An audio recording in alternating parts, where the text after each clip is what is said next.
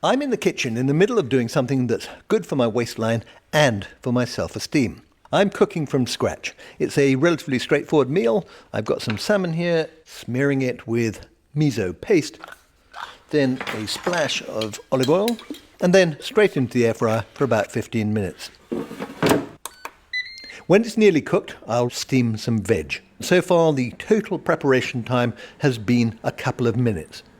Now, I can understand why many people are tempted by a takeaway, a ready meal, or something pre-packaged from the shop, especially when time is tight. But if you want to improve your health and that of your family, it really is best to get back to basics with food, wherever possible. And, as I've just shown, cooking from scratch doesn't have to be difficult or time-consuming. Eating home-cooked meals could reduce the amount of calories you consume and improve your mental health, not to mention having a significant impact on your gut microbiome. So how about cooking up a storm?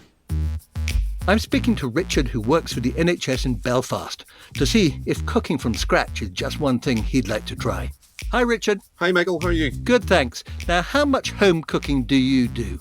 Very little. A home-cooked meal in my house would be a Sunday dinner. Most of the rest of the time would be convenience foods like takeaways and fast food, just because I'm working quite late at night sometimes, just more for convenience more than anything. Not much in the way of veg and things like that, then? No, I wouldn't really eat a lot of vegetables, to be honest. What is your health like currently? It could be better. I do recognise that I'm significantly overweight, so I would be keen to lose approximately 2.5 to 3 stones.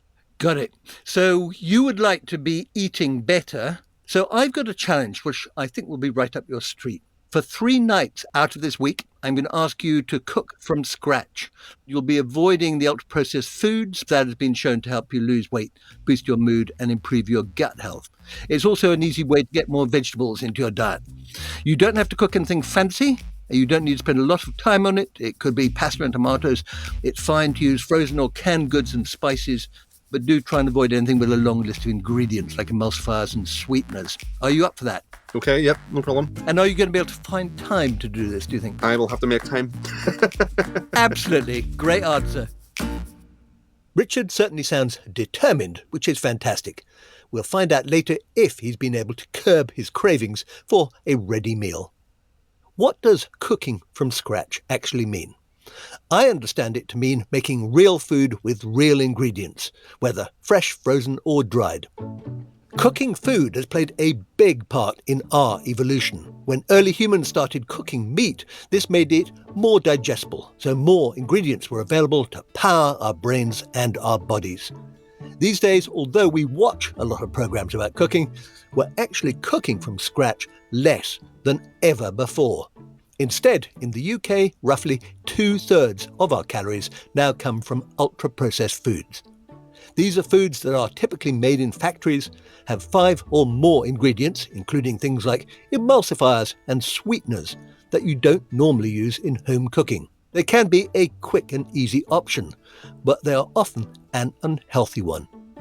A recent umbrella review, published in the BMJ, involving nearly 10 million people, found a clear link between diets high in ultra-processed food and 32 harmful health effects, including high risks of heart disease, cancer, type 2 diabetes, poor mental health, and early death. But the good news is that cooking from scratch more frequently can have a big positive impact, particularly on your waistline.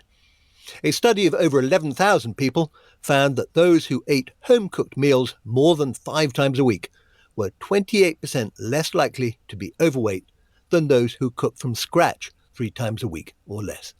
Not only were their meals healthier, but the researchers say home cooking also improved their eating behaviour.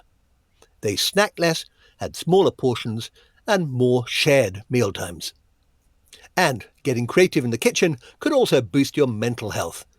Studies in both healthy volunteers and cancer patients have found that learning to cook has a big impact on well-being. This could be because when you are cooking from scratch, you tend to make healthier food choices. But simply learning a new skill will boost confidence, which in turn elevates self-esteem. I'll be taking a deep dive into the benefits of cooking from scratch with an expert in a moment. But first, let's find out how Richard is getting on. This is day 4 of the challenge. Over the last couple of days, I've prepared my first 2 home-cooked meals. The first meal I prepared was savoury scones, and the second meal was honey chili chicken wings, both of which were absolutely delicious. I can really feel the benefits. Normally, I don't have the time to prepare meals, but it was easy to find the time. A couple of days in, I'm starting to really feel improved digestion, and my mood is enhanced significantly. And yeah, I'm really looking forward to how the challenge goes for the remainder of the week. We'll catch up with Richard again at the end of the week and see if he'll keep cooking it up. First, let's speak to Dr Emily Leeming, a nutrition scientist at King's College London. Hello, Emily. Hello, great to be here. Lovely to speak to you. Now, I know you study gut health, and what is the impact that ultra-processed foods have on your gut? Ultra-processed foods tend to really be defined by 3 things. They tend to be packaged foods, foods that you would find on the shelves in the supermarket. They tend to have a long list of ingredients. And also they tend to have ingredients that we don't necessarily recognise in the kitchen, such as emulsifiers and additives. So the difference between that and minimally processed foods are that they tend to be whole foods, things that are fruits and vegetables, or yogurt that hasn't necessarily had lots of things added to it. I think the key thing to remember about these ultra-processed foods is that they're really made and engineered to taste delicious. And we know that the things that make foods taste good, it's higher sugar and higher fat. And those aren't necessarily bad things in themselves, but they do tend to mean that it's much easier for us to go over our energy needs. And that's when it becomes a problem. 60% of our diets in the UK come from ultra-processed foods. And what this does is it displaces us being able to eat the foods that our gut bacteria really enjoy. So those foods that are rich in fibre being that plant roughage in fruits and vegetables and whole grains and beans and legumes. And what we think is this potentially then starves our gut bacteria from being able to do all those beneficial things that we know that they do for our body. One thing we can be reasonably sure about is that if you're cooking from scratch, then that is likely to be healthier for you than eating a load of ultra-processed food, isn't it? Yes, and I think the key thing is that we tend to eat more fruits and vegetables when we cook food from scratch. So we can see that if you're cooking from home, for example, 5 times a week versus 3 times a week, you tend to have 1 more portion of veggies and 1 more fruit a day, which is huge amounts, and that can add up really significantly over time for your health. How might cooking from scratch boost your mood? There's multiple observational and also trials looking at how cooking from scratch can help give us these mental health benefits. There's definitely nice evidence around how when we're doing things with our hands, it really kind of feeds back to our brain and we feel very satisfied and confident. And actually it's used as a therapy sometimes as well, in terms of helping people to gain confidence in new skills. And it's a very pleasurable act as well. Now, I am aware of an American study where they actually did a randomized controlled trial feeding people ultra-processed food or home-cooked food. And that had quite an interesting impact, didn't it? Can you tell me a little bit about that? Yes, this is a really fascinating landmark study. And what they did is they took 20 people and they kind of brought them into the lab really as kind of human guinea pigs for 4 weeks. And they gave them kind of 2 different diets. The first one was ultra-processed food. So they had free access to be able to eat as much or as little of this diet as they wanted. And then they repeated the same thing with a minimally processed diet. So lots of kind of whole grains, fruits and vegetables, beans and legumes. And what they found was that when they were on the ultra-processed diet, they ended up eating 500 calories more a day than when they were on the minimally processed diet. So in this actual study, they weren't able to show why this was happening, but there have been 2 studies since. And what they've really highlighted is that actually it's that we're eating these foods much quicker and we're not necessarily perhaps getting this signal back to our brains that we feel full. So they saw at the end of the study that the people on the ultra-processed food diet gained 1 kilo and the people when they were on the minimally processed diet, they lost 1 kilo. Wow. Is there any evidence that if you cook something from scratch, then you're going to be putting in less fat, salt, sugar, all the bad stuff than if you were to get a takeaway or indeed you were to get some deep frozen meal from the supermarket? Yeah, absolutely. And I think a really interesting example from that is salt. So most of us are eating kind of double the amount of salt that we should be. And salt is related to increasing your blood pressure, which is a risk factor for heart disease. And 70% of the salt we eat isn't actually from sprinkling salt on food. It's actually from foods like ultra-processed foods that have this salt that's already hidden inside of it.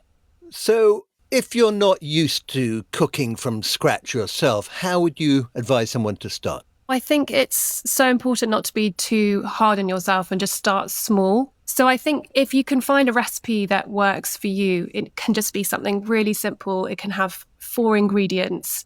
But if you're being able to do that, once a week, then that is something small and significant. Now, many people don't really have the time to do home-cooked meals. How can we make it easier for ourselves? We can't knock the benefits of having tinned and frozen foods. When food is frozen, for example, it's usually frozen just after it's been picked. So it's locking in a lot of that nutrients. And actually, we see that by microwaving veggies, for example, actually retains much of their nutrition. So it's probably one of the best ways that we can be cooking our vegetables. So I think really my biggest tip is always to make sure that your freezer is well stocked. I think we're always going to need some element of convenience. None of us are able to cook from scratch all day, every single day. But actually, we really understand that the more that we do something, the easier it becomes. So making those small changes can be really impactful in the long term. I'm well aware that not everyone has access to a kitchen or the resources to cook from scratch. But if you can, then doing so really should have an impressive impact on your waistline, mood and microbiome. Now, let's check in one final time with Richard. I have just finished my 3rd and final meal for the week. During this time, my sleep pattern has improved enormously. I feel that I have renewed energy, and I get up in the morning now and I don't feel lethargic, which is just a blessing. My overall mood, my general emotional well-being has improved significantly, and my family have been so supportive. My wife is actually insistent on me making this a significant lifestyle change. The benefits are vast, and I am so glad that I commenced this challenge. Now, I used to eat quite a lot of junk food when I was out and about, but today I'm going to pack up a lunchbox of last night's leftovers. Batch cooking, when you cook more than you actually need that evening, is a great way to save time and money. If you're not already doing so, why not make home cooking a bigger part of your life? Your waistline, mental health, and your bank account will thank you for it.